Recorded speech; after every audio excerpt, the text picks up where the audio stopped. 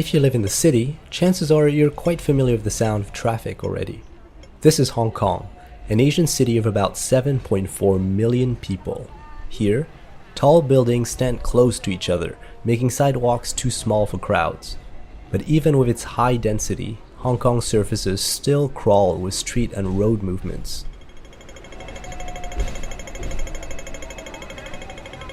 Cars, trucks, and double-decker buses plow through the small, windy streets of Central and Kowloon.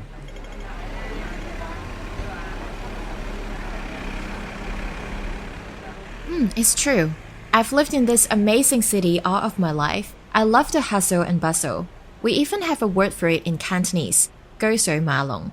But as an environmental journalist, I'm really worried about the increasing roadside pollution and how it affects my health. Yes, I started to notice that as well. Since moving to Hong Kong and reporting on climate issues, though, I've noticed that the pollution really lingers on here, and now that the city's starting to open up more from COVID and I'm going out more often, those seasonal allergies and random coughs are starting to come back too. Yeah, it seems like a mask in Hong Kong would soon be more than just a COVID measure if this gets worse. But, Hong Kong is just one of the many cities in Asia with an air pollution problem. In fact, in a recent survey of IQ Air, 199 of the top 200 polluted cities in the world are here in Asia. Whoa, why is that? I'm not sure yet, but I do want to find out. Welcome to Clearing the Air, a whole new season from Sustainable Asia. My name is Chermaine Lee. And I'm Khoa Tran. For this series, we've partnered with the Heinrich Boell Foundation to break down, you guessed it, the intractable problem of air pollution in Asia's megacities. So, which city should we start with? Well, how about one that's twice the size of Hong Kong and even hotter year-round?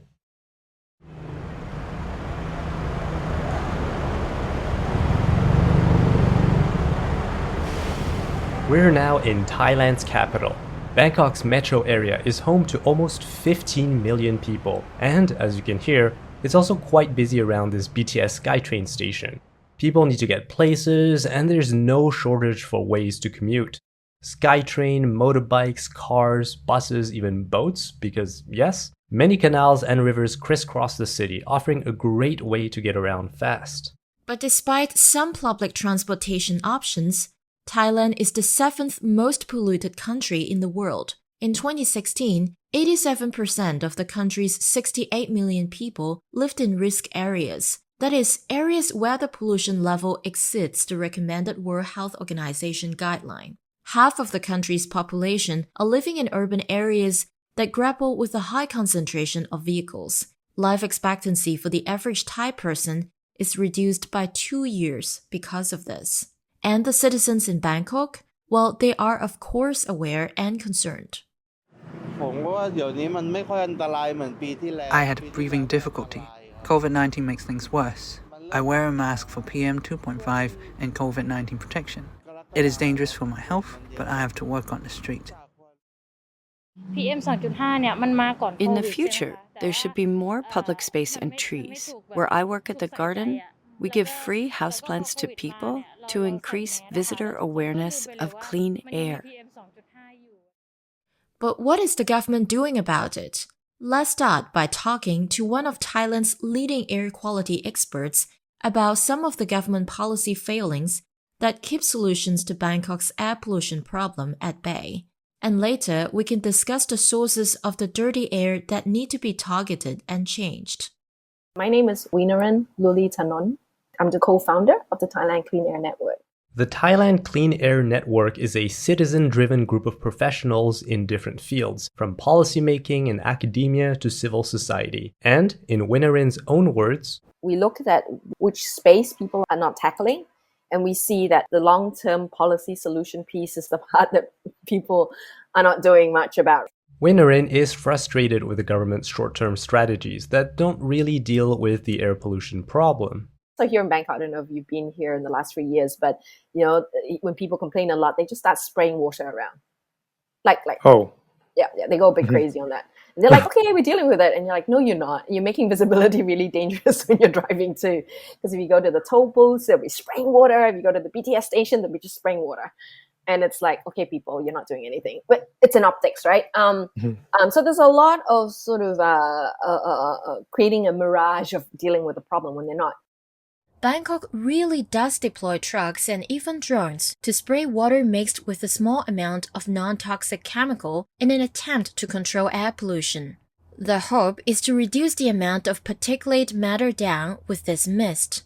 And we're specifically talking here about PM 2.5, or particulate matter in the air that is less than 2.5 micrometers, about 3% the width of a human hair. The levels of PM 2.5 are typically used to measure how polluted the air is, because particles that small can get into our lungs and affect our health. Anyway, when we looked at this about 3 years ago, we looked and said, okay, how do we actually deal with this? And then we looked at the skill sets that our core group had. And we said, okay, look, this issue is so broad. And what we can bring to the table is we all have expertise in our specific fields. And our expertise joined together can help to shape, hopefully, solutions to this. These solutions, according to Weenarin, would come in the shape of Thailand's very first Clean Air Act. You know, really what we need here in Thailand is we need a Clean Air Act. We need a much, much better environmental act. And we need an environmental protection agency, a role like that. So Thailand actually has a pollution control department, but it cannot act on air pollution alone. Sure, it can monitor emissions, but the authority to actually close down polluting factories or take other such actions to limit emissions is up to other departments. There needs to be a better structure to enable cross-department actions to be taken to reduce air pollution. So Weenarin is essentially saying Thailand needs to clearly define the mandate of cleaning up the air with the Clean Air Act and an agency dedicated to enforce it. And this new legislation needs to not only include the standard command and control regulations, it also needs to incorporate some incentive structures. Now, we never said, okay, you shall use this technology, you shall be fined that much. No, we didn't get into all that. There's no other existing legislation that deals with this, and it's a very tricky issue. But everything else, we've not imposed any specific fines or penalties, right? We actually employ incentive structures to shape economic behavior because you can't do this in command and control. So what happens when you don't incentivize a behavior? Well, people find a way around it. Let's take the example of agricultural crop burning. Well, it's being called the toxic haze. For weeks, northern Thailand has been rated one of the most polluted regions in the world. The buses, industry and people burning incense sticks are much the same all year round. But the smoke and haze problem is mostly limited to just the months between December and April. So why? Up north, they say thou shalt not burn starting from, usually the burning season is about now. So March, April, May, usually rough. February, March, April, and sometimes running. So every year they're like, okay, thou shalt not burn. The KPI or all governors is no burn sites, right? Or no hotspots. So people burn earlier. So they just displaced the problem. And it's worse because you're burning in the time where we're getting higher pressure because it's the cooler season, where the stuff you're burning isn't dissipating at all. So you're basically breathing the stuff you're burning. Weenarin here touches upon a very important contributor to air pollution, crop burning. This refers to the practice of setting a controlled fire to cultivated fields, clearing it of crop debris, and preparing it for the next crop cycle. It may be cheap and efficient, but the smoke can accumulate and travel over long distances, affecting the air quality and contributing to PM 2.5 pollution. Instead of managing the burn system, trying to understand why people are burning, deal with the heart of it, and some of it does make sense. For example, forest fire experts have told me, you cannot tell people not to burn any of this stuff for years. And tried to have an effective thou shall not burn policy in for about a couple of years. And then by the third year, it was crazy. Like forest fires, this, that, oh my God. Chiang hit the list as the worst city in the world for air pollution, And I understand from the forest part of it, there is an amount of dry leaves and twigs and stuff that fall down naturally, right? And that needs to be managed.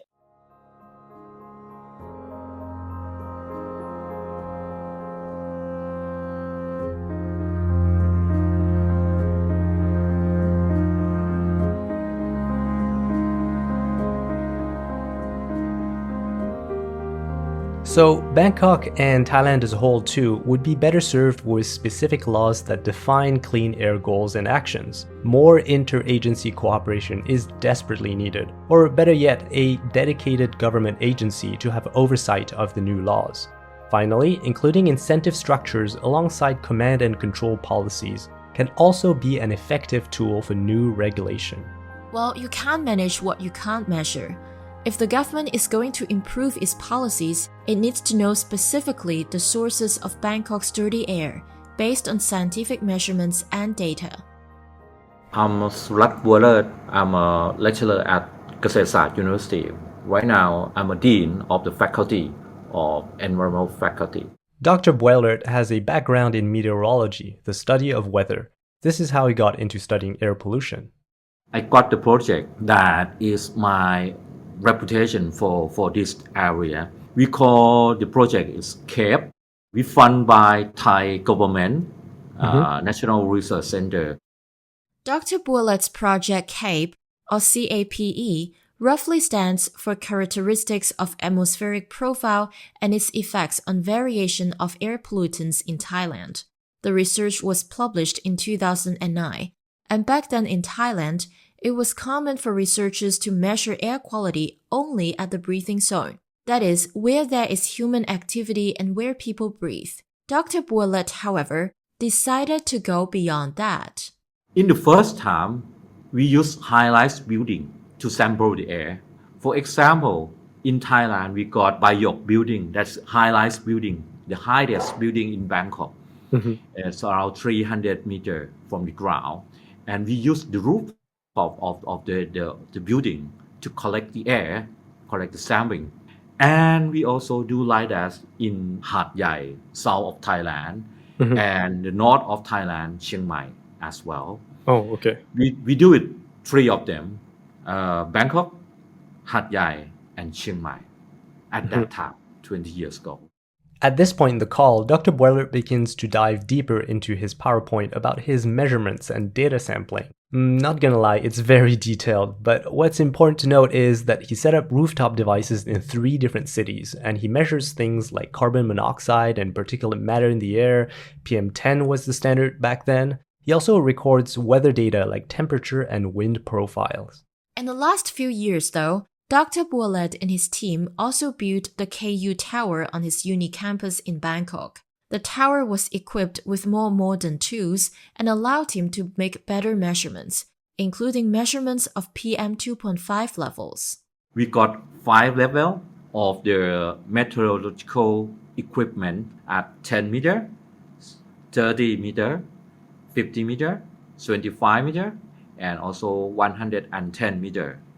That level, we got the equipment to measure wind, temperature, and also other parameters for the meteorological condition.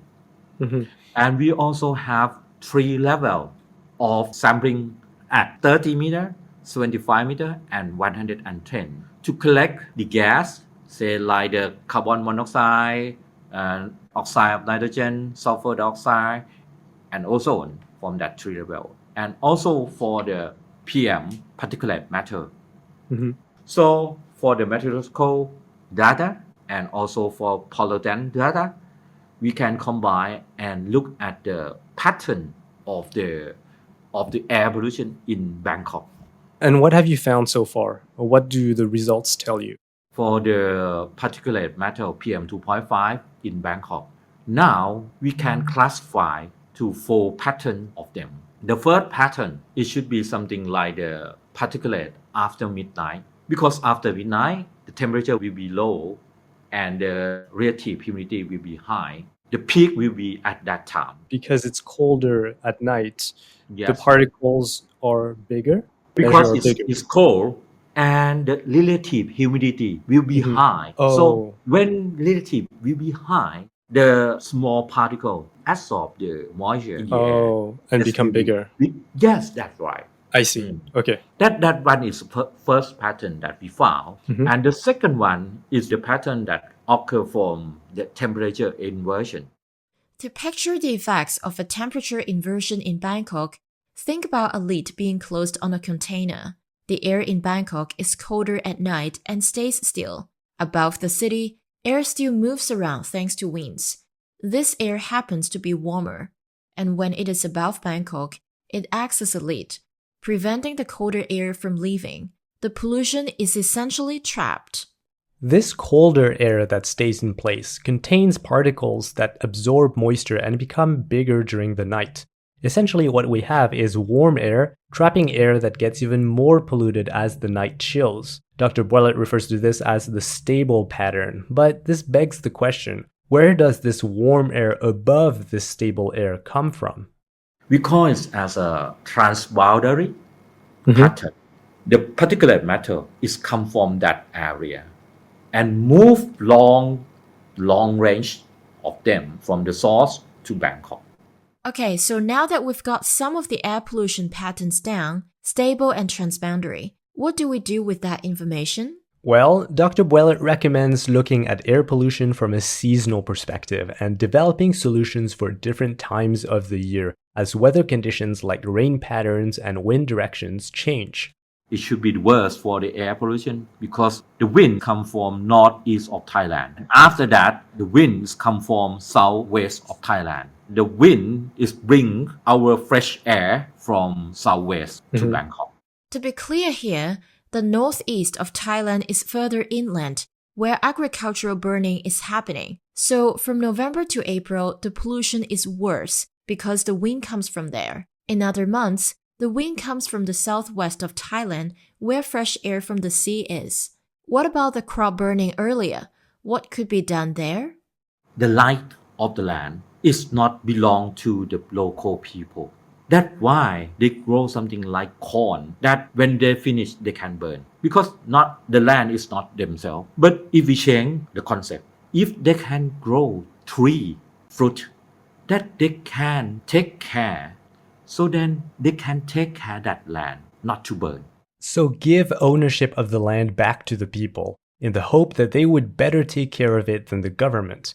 That's what Dr. Boell thinks could be done to limit these burnings. Now, what about other sources of air pollution specific to Bangkok? What is the government doing about them? It's come from the diesel. Right now, in fact, I think the government, they take care quite good for that one. They would like to control the quality of the fuel by using the Euro 5 standard for the fuel. But one thing that I always ask the people, even though you use the good quality of the fuel, but the number of vehicle of the car is increased in the rate of higher than other country. So it's not equal. It's still high. Yes. That's why the diesel is still be a problem with Bangkok. So we know the solution would have to do with pushing even harder to limit diesel engine usage. Air pollution problem is not just one ministry to take action. Sometimes they involve more than one or two or three ministries. For example, I asked a Thai government to take off the car from the road. They said, we cannot do like that because they got the right to drive car. So that is maybe it's not the duty of the pollution control department because this duty is depend on transport ministry. You know what? It's such a big problem that involves all the ministries basically. Yeah.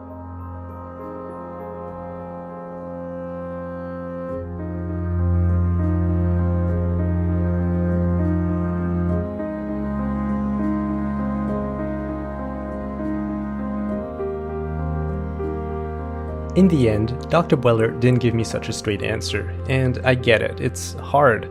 He no doubt sees the problem with air pollution, spent years measuring and studying it, and has some ideas on how to solve this. But how can we get the government together to work on these solutions when it seems that all its departments don't have a clear idea of what to do within their mandate? Well, if you remember at the start of the episode, we talked about a Clean Air Act that could force these departments to coordinate all this action. Let's get back into policymaking and why enacting a new law can be quite challenging. Every year, what often comes with the cold breeze in Thailand is unfortunately the air pollution, especially it's giving a voice to people who are professionals, who have knowledge and the skill to be involved from the very beginning. So from setting up the policies, regulating, as well as managing this process. So how exactly does the Thailand Clean Air Act network push for this Clean Air Act to be adopted? I mean, only the government can pass laws, right? We've used an avenue in the Thai constitution that enables Thai citizens to supporting drafting legislation on issues that are of public interest. It's a bit unfortunate so far that the sort of the mind frame that we've received has not been as open. I think there's a general feeling of, civil society that doesn't have the avenue to really be pushing for policy changes, which is unfortunate. As of October 2022, the draft of the act is still pending. It is available for all Thai citizens to read and comment on, something Weenarin strongly encourages. This brings us to the last idea about air pollution we want to tackle. The idea that civil society in this part of the world doesn't have the same opportunities as civil society in more developed and so-called liberal democracies around the world. Part of the reason we chose to focus on Asian cities is to showcase this challenge. As Weenarin puts it, Thai civil society isn't used to taking matters into their own hands, something it may need to do more to improve its air quality. I think it's a rare concept in Thailand, for citizens to have a seat on the table on issues like this, or on most issues actually. What we're trying to say is this problem is so big. It's so complex, right? It requires so much. I think one of the things that we're facing with is a big paradigm issue, a sort of a mind frame issue, to be frank. And so Weenarin's organization, in putting together the Clean Air Act and reaching out to all sorts of people, is trying to model what Thai civic participation could be like, specifically to deal with that mindset of feeling unimpactful when faced with bigger issues. Weenarin isn't alone in her battle, though. This mindset issue she was alluding to has been gaining grounds globally among the youth. Climate activists like Greta Thunberg have pushed for a more active stance on climate change, a shift in our current mindset. And the youth in Thailand? Well, they might also be on their way to finding their voice. I read something about Greta Thunberg, and which I wasn't like a big fan of her of anything at the time. I thought she was inspiring, but it wasn't anything too big. This is Lynn Ocharoenchai. She started what would become Thailand's first and largest youth climate strike in 2019. But then I read that article in particular, and it was like she talked about how she was depressed and it was so frustrated over things, and that to me was like very emotionally relatable, where every day I write about this stuff, I care about this stuff, but none of the people around me seemed to care, even though like our world was visibly burning down to me. And so when I read that, I felt really empowered to do something, but maybe rather than empowered to do something, I felt guilty for like, oh, maybe, in journalism, maybe I just like the blogs I write and stuff, that's just complaining as well on the internet. Whereas maybe I should do something that's more tangible. So that's when I decided to do the climate strike. And that was where it started. Within that week, I just organized something kind of by accident. I didn't realize people would actually come, and they did. So I created a Facebook event because that was easy enough. And I thought like, okay, climate strike. Don't go to school, don't go to work, easy. But I didn't really think about like the march protesting type stuff. And then people started messaging me. I shared it on my Facebook, and more people started sharing it in my social circle. And then also the people at Greenpeace who I had known from my internship, they started sharing it, and that started to spread really quickly within a few days. And so by Wednesday, I'm like, wow, okay, this is actually something. And by Friday, I had a vague plan of what to do. And yeah, I borrowed a megaphone from Greenpeace. And at that time, I didn't even know what to say. I just knew that I had to say something. So yeah, the people at Greenpeace, they were super supportive. and they were there to document it. Lynn says she returned the next day to protest some more, but this time she came better equipped with what to say. Among her demands was a declaration of a climate emergency from the government. The protests kept going and... It only took like 3 or 4 months to get a letter back.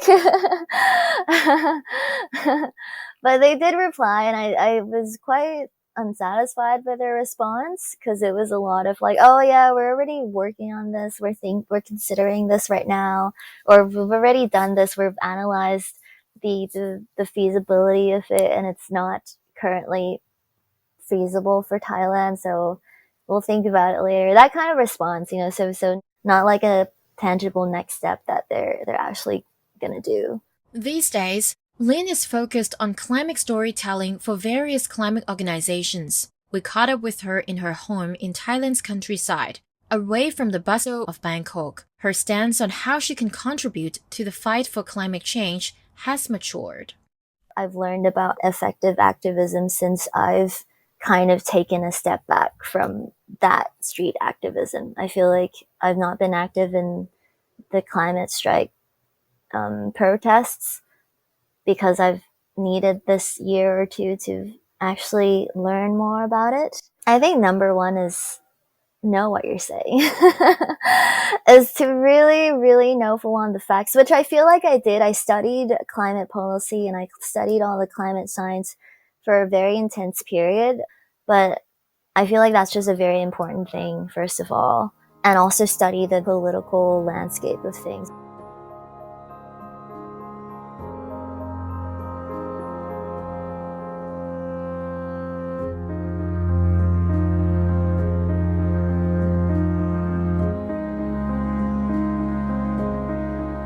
One thing's for sure, as Lynn said, to make a difference with climate change or air pollution or any other environmental issues impacting life in Thailand, you have to be able to understand and maneuver within the country's political landscape.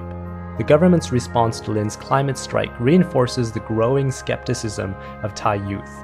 For activists like Weenarin, this speaks to the government's inability to resolve these complicated issues.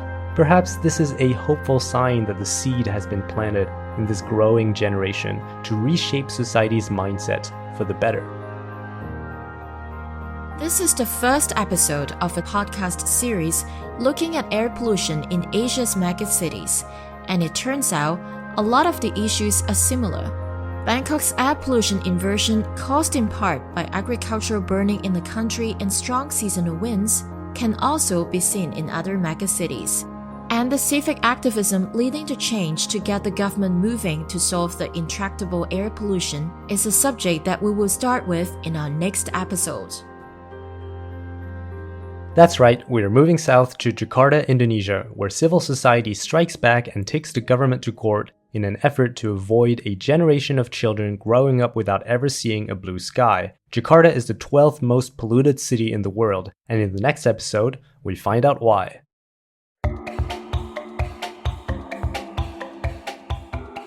Hey, Sustainable Asia listeners. I'm Marcy Trent-Long, and I'm the executive producer of Sustainable Asia. Your hosts for this episode were Khoa Tran and Chermaine Lee. Khoa Tran also produced this episode. Avery Choi was the sound engineer, and Jack Lee was the associate producer. A big thank you to our guests, Weenarin Lulitanonda, Dr. Surat Boellert, and Lynn Ocharoenchai. We couldn't have made this podcast series without the support of the Heinrich Boell Foundation, a green think tank from Germany with more than 30 offices around the world. We enjoyed working with the Bangkok, New Delhi, and Hong Kong offices to produce this series. Check out the Heinrich Boell Foundation website links on our show notes and learn more about their insightful and thoughtful work across the Asia region. Alexander Mobison created the intro-outro music made from repurposed and recovered waste items. Thanks for listening. On to the next episode.